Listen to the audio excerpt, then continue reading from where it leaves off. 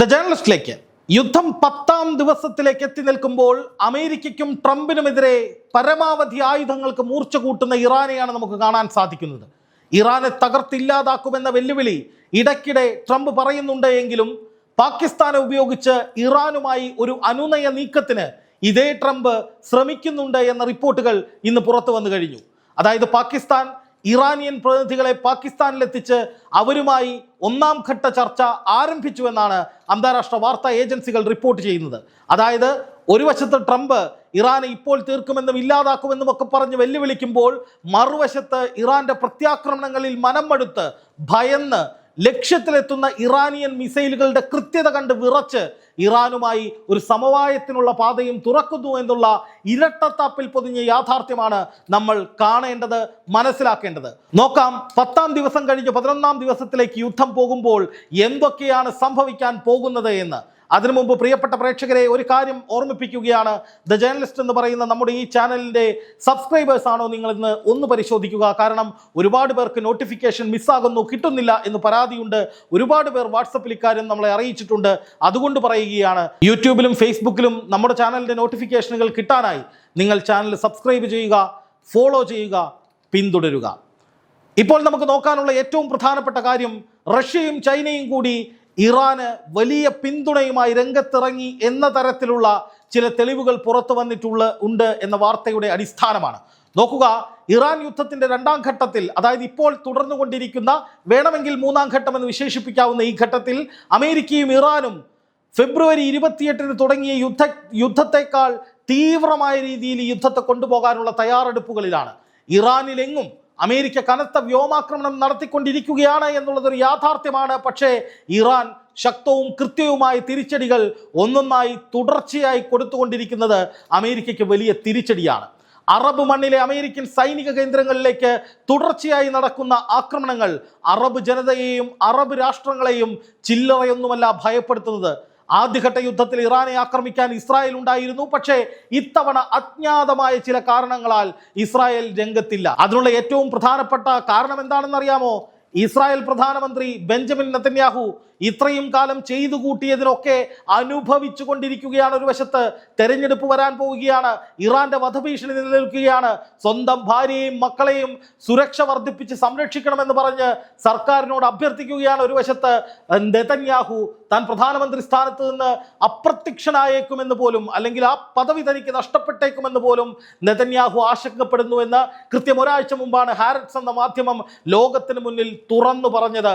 Iran ആദ്യ തവണ അധികം ആക്രമിക്കാത്ത ജോർദാനെ ഇത്തവണ എന്തുകൊണ്ടാണ് ഇറാൻ കാര്യമായി ആക്രമിക്കുന്നത്?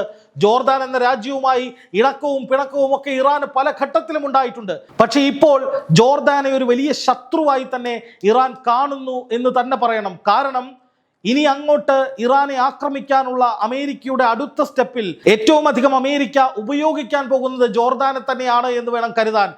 ജോർദാനിലാണ് അമേരിക്കയുടെ ആകാശത്ത് വെച്ച് ഫൈറ്റർ ജെറ്റുകളിൽ ഇന്ധനം നിറയ്ക്കുന്ന റീഫ്യൂവലിംഗ് വിമാനങ്ങളടക്കം സൂക്ഷിച്ചിരിക്കുന്നത് എന്ന വിവരം കൃത്യമായി ഇറാന് കിട്ടുന്നു.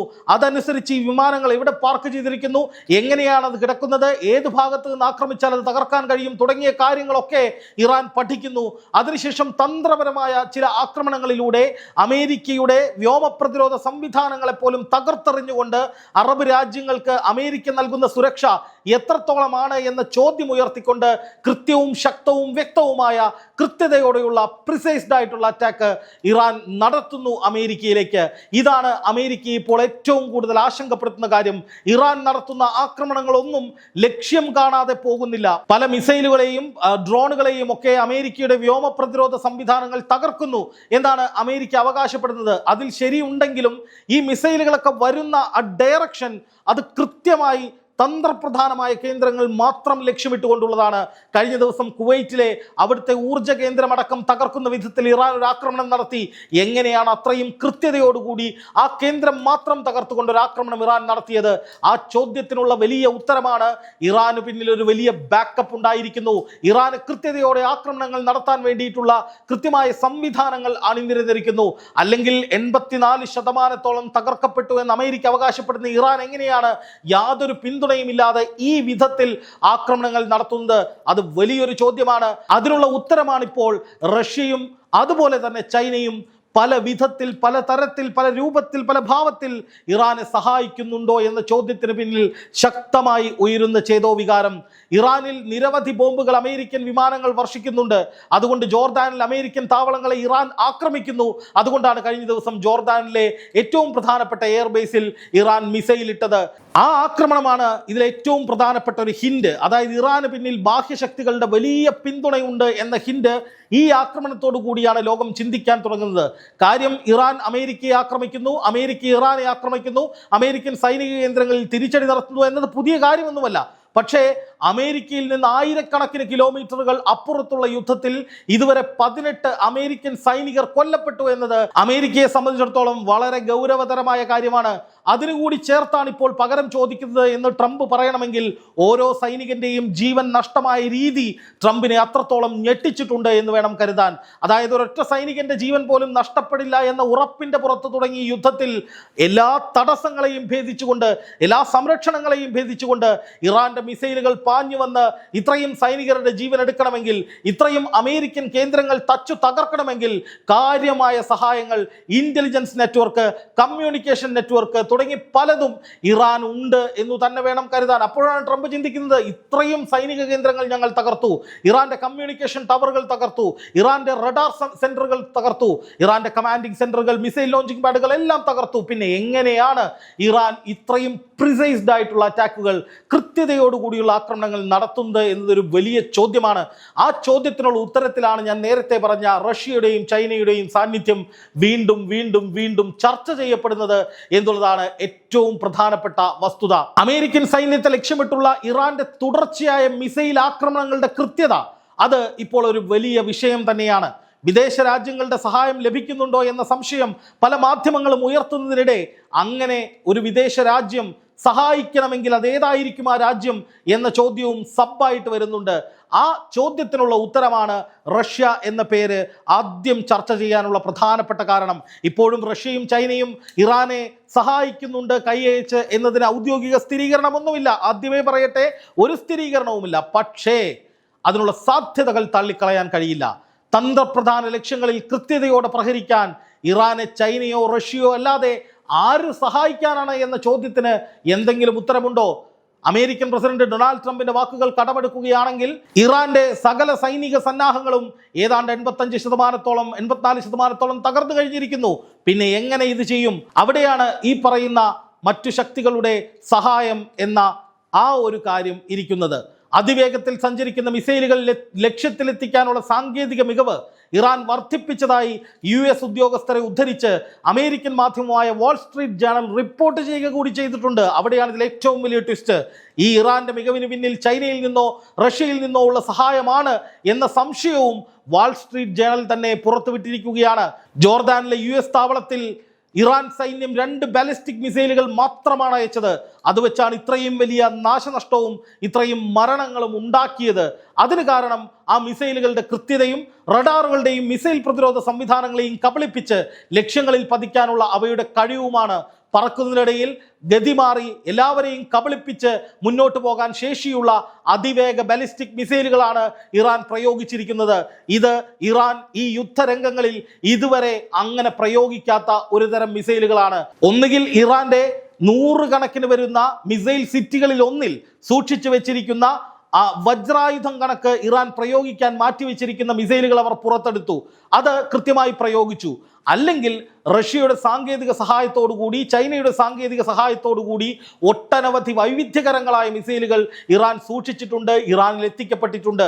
ഈ അടുത്ത റഷ്യയുടെ ഒരു വിമാനം, അതും അത്രയും തന്ത്രപ്രധാനമായ ഒരു പ്രതിരോധ വിമാനം, അത് ഇറാനിൽ എത്തി എന്നത് സംബന്ധിച്ച് വലിയ വാർത്തകൾ വന്നിരുന്നു, വലിയ ചർച്ചകൾ വന്നിരുന്നു. അപ്പോൾ അതുവഴിയാണോ ഇത്തരം ആയുധങ്ങൾ എത്തിച്ചത് എന്നതടക്കം ഒട്ടനവധി ചോദ്യങ്ങൾ ഉയർന്നു വരുന്നുണ്ട് എന്നുള്ളതാണ് ഇതിൽ നമ്മൾ മനസ്സിലാക്കേണ്ട ഏറ്റവും പ്രധാനപ്പെട്ട കാര്യം. എന്തു തന്നെയായാലും ഇറാന്റെ മിസൈൽ പ്രയോഗത്തിൽ തീവ്രത വന്നിരിക്കുന്നു, കൃത്യത വന്നിരിക്കുന്നു.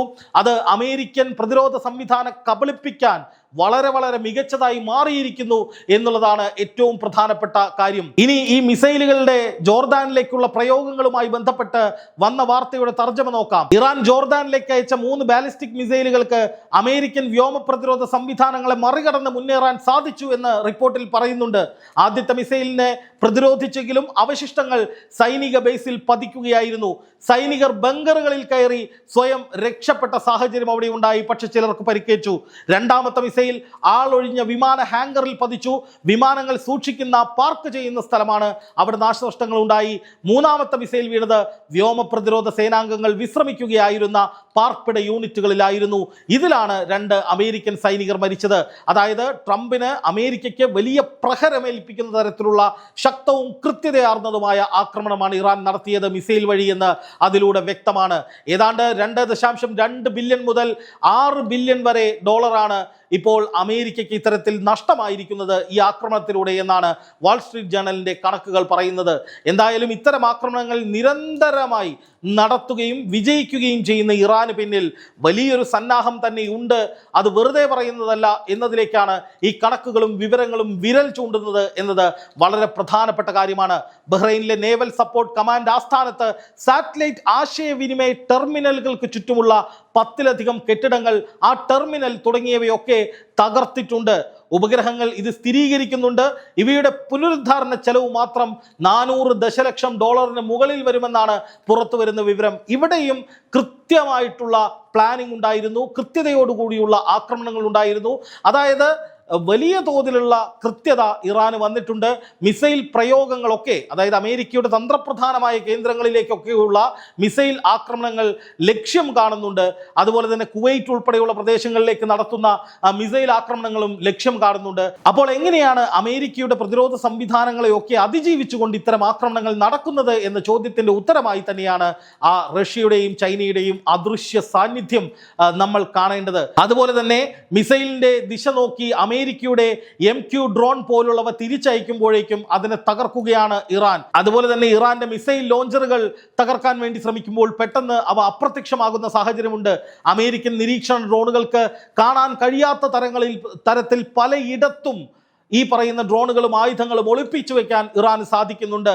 റഷ്യയുടെയും ചൈനയുടെയും സഹായം കൊണ്ടാണ് ഇതൊക്കെ ഉണ്ടാകുന്നത് എന്ന സംശയമാണ് ഇപ്പോൾ ഉയരുന്നത്. എന്തായാലും സമീപകാല ആക്രമണങ്ങൾ പരിശോധിക്കുമ്പോൾ മിസൈലുകൾ ലക്ഷ്യസ്ഥാനത്തിൽ എത്തുമ്പോൾ കൃത്യമായ ഒരു പാതയിലൂടെയല്ല അവ സഞ്ചരിക്കുന്നത് എന്ന് കാണാം. അതായത് ഇത്തരം നീക്കങ്ങൾക്കായി രൂപകൽപ്പന ചെയ്ത അതിവേഗ ബാലിസ്റ്റിക് വാർഹെഡുകൾ ഈ മിസൈലിൽ ഉണ്ട് എന്നാണ് പ്രതിരോധ വിദഗ്ധർ ചൂണ്ടിക്കാണിക്കുന്നത്.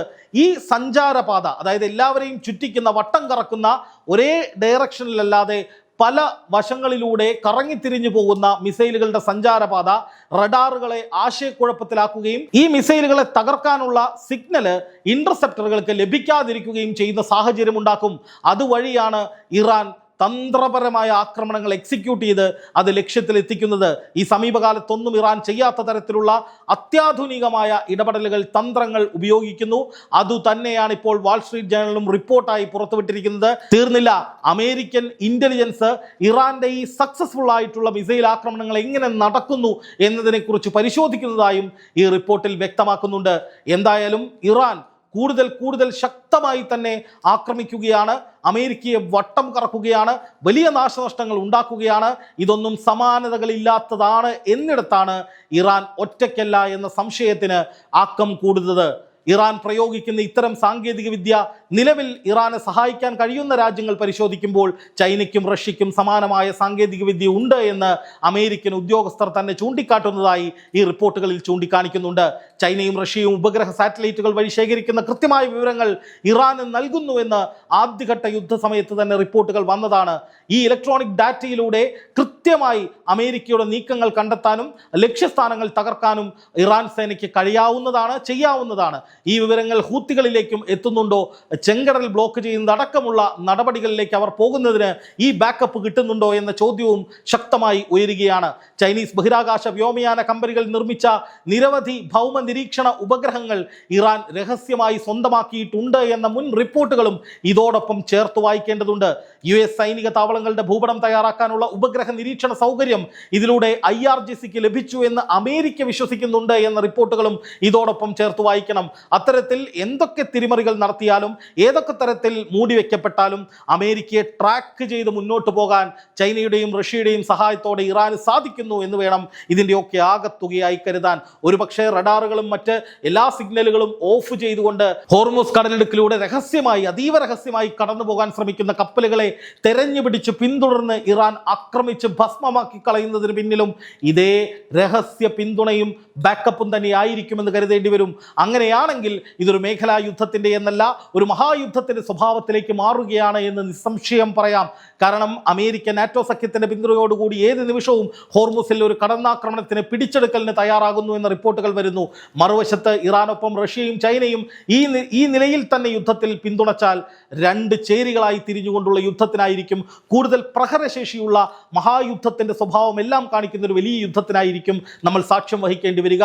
അപകടകരമായ, ആശങ്കാജനകമായ സ്ഥിതിവിശേഷത്തിലേക്കായിരിക്കും എങ്കിൽ കാര്യങ്ങൾ പോവുക. മറ്റൊന്നുകൂടി ഉറപ്പാണ്, ഇങ്ങനെയെങ്കിൽ ഇറാനെ അടുത്ത കാലത്തൊന്നും മുട്ടുകുത്തിക്കാൻ അമേരിക്കയ്ക്ക് കഴിയില്ല എന്നുകൂടി ചേർത്ത് പറയേണ്ടിയിരിക്കുന്നു.